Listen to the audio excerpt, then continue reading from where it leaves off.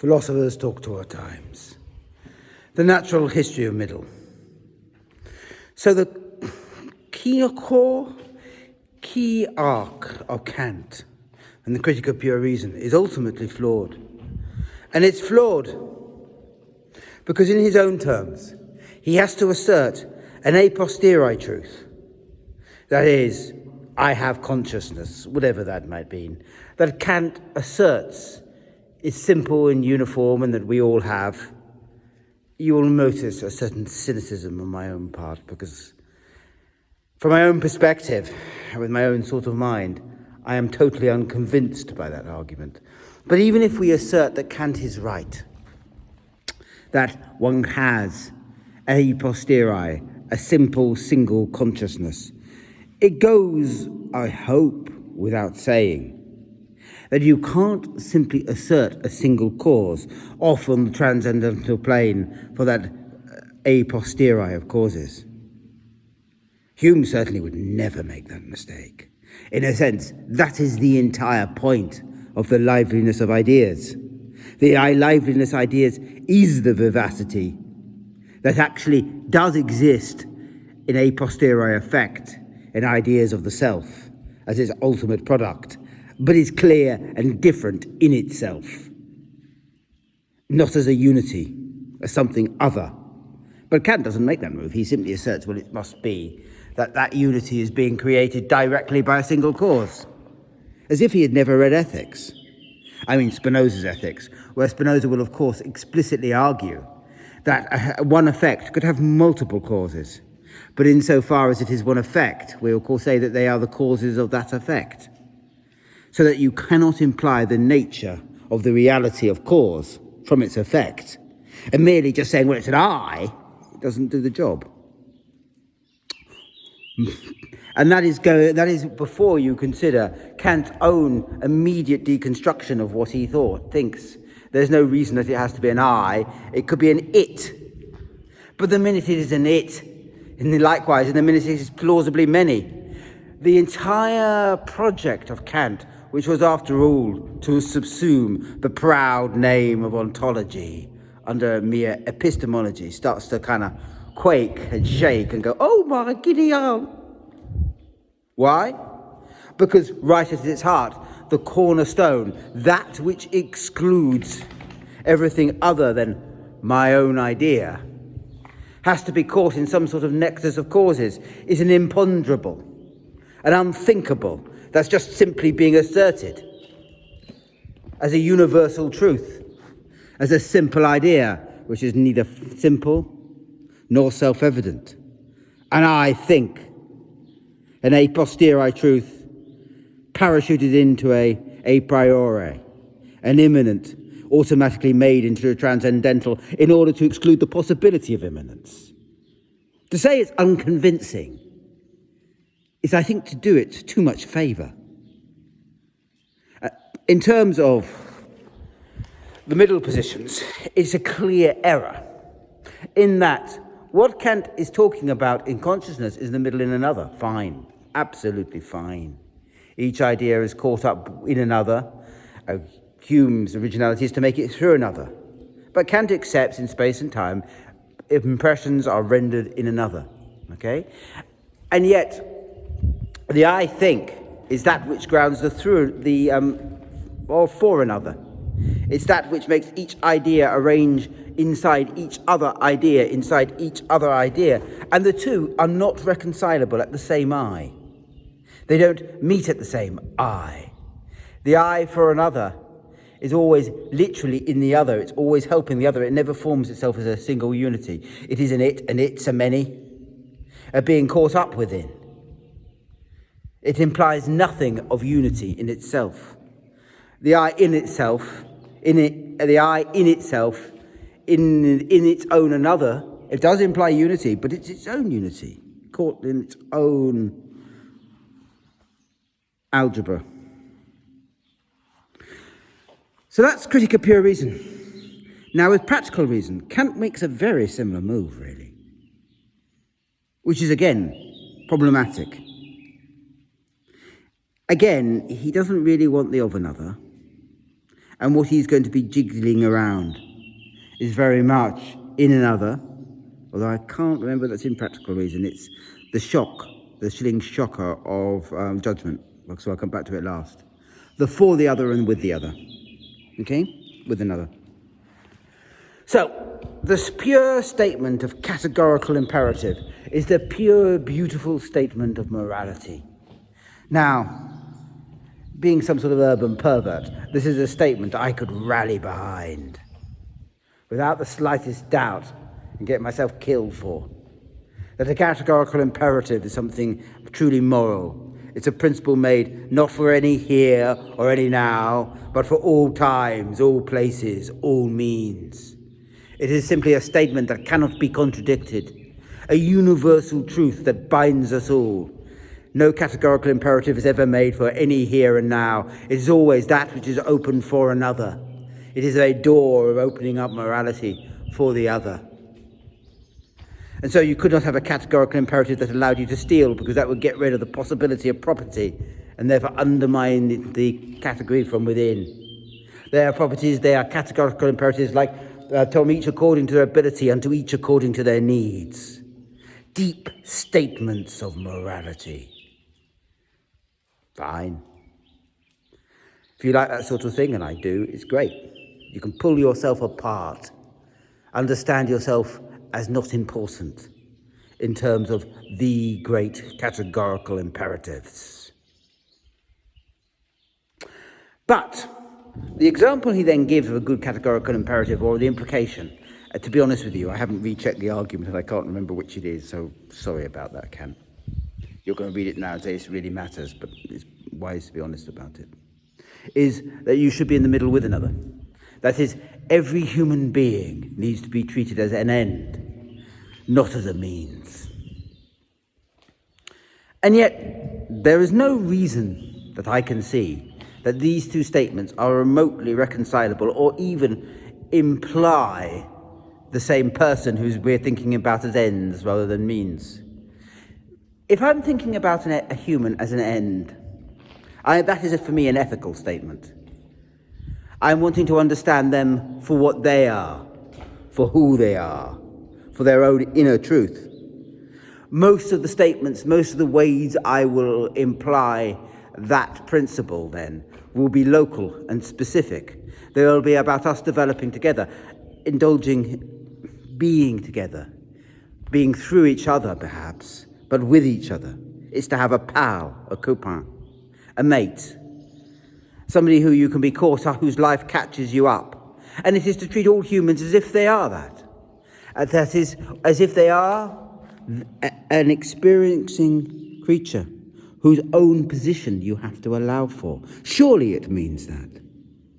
And if it means that, it's a long way away from a categorical imperative, because this is a rule for always treating each individual in each situation specifically, understanding what they are as an end. Oh, and if you're not going to do that, then the statement is utterly, utterly worthless, because you could evacuate their very humanity and just teach them as a factor that everything must be always thought of as in terms of them as being an end, but they don't matter. And then ultimately, therefore, their ends don't matter. They become a kind of a loose algebra. But that's not really understanding them as an end at all. That's merely understanding them as a means for which Myddle, for another position, a categorical imperative, can say, well, there are other human beings. It turns them into a loose algebra in an overall mechanic, and not as something in themselves, for themselves. So the entire argument doesn't meet. And in the same place, the for and the for doesn't meet with what it's meant to meet with, the with. It's meant to be the same. But Kant doesn't make them the same. He simply asserts that they are the same. Likewise, there is that entire mystery of desire. I remember when I read Critique of Judgment, I think it's only in Critique of Judgment. Now, you can shout at me. It might be in Critique of Practical Reason. It is 20-odd years since I read them, which does rather... No, I've read both of them more recently, but I meant formally studied them.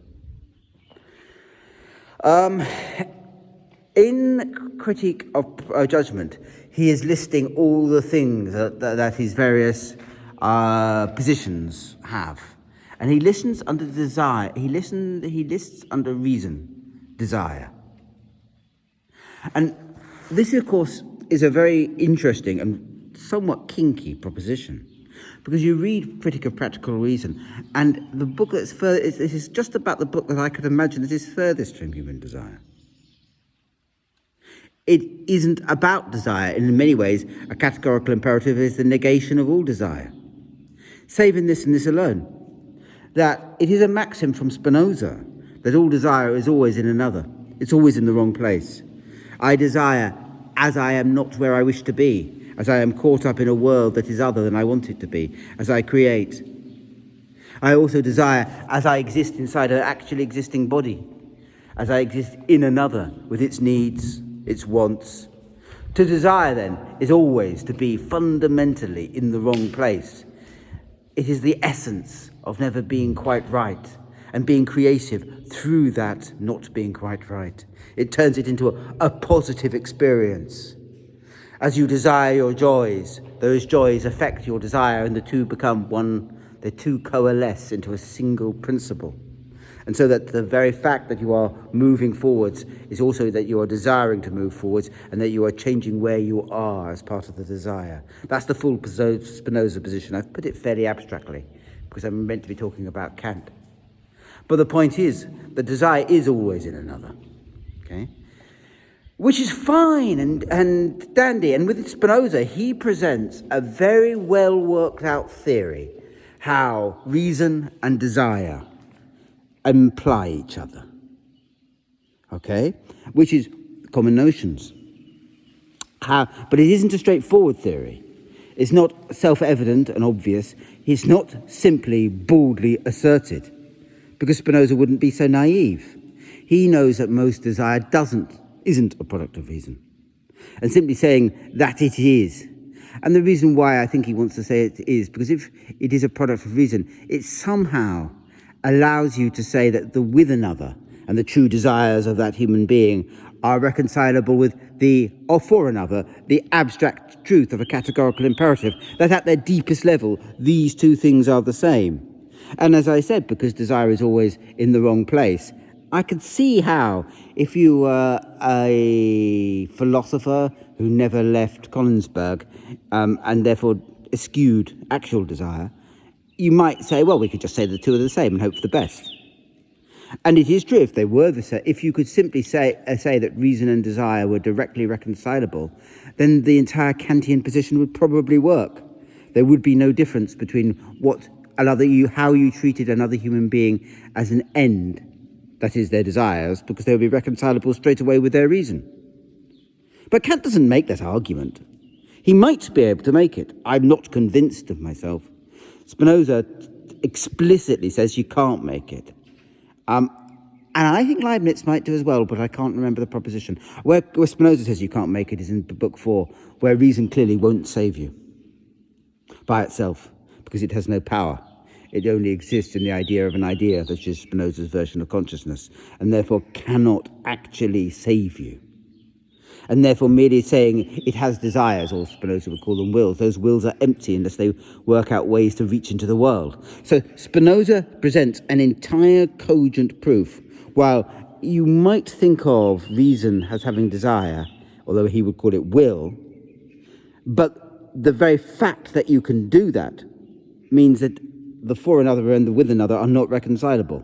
Not easily. They have to reconcile in the common notion. Kant doesn't do that. He simply asserts it. Yep, it's okay. It's in the same way as the I think. It is an asserted arcstone. Because when his argument pulls apart, when he's asserted two contradictory middle positions, Kant's great rubric is to simply assert something that is so audacious that you're scrabbling around trying to find its truth. I mean, for instance, the I think is a classic example of that. Saying that this is an obvious and simple idea, the transcendental I think that accompanies all thought, as if it was so, is such an audacious move, you're trying to account for it. The fact that all of time, quoting Deleuze here, lies between the empirical self and the transcendental self, a time that certainly doesn't imply any simple single I that is doing the thinking before time, but or rather all the myriad me's that the for another can create. So that the I, the simple I, exists as it were a mirror that had focused the lights, that focused light, back to a position. But that light was never focused by a mirror. It was always shattered. And that's the point. That's the point of reality. That is the magic of ontology. That's why it isn't cowed by Kant. Because Kant implies a single, in order to remove ontology, he has to imply a statement that actually has to roll up, involve, ignore, something like that, the entire wild, wonderful world of crystal time, a world in which there are myriad possible me's and incompossible worlds all caught up within each other, so that each event could always lead you as a magic carpet to other events, other truths, other realities, other universes. All of Deleuze, in short.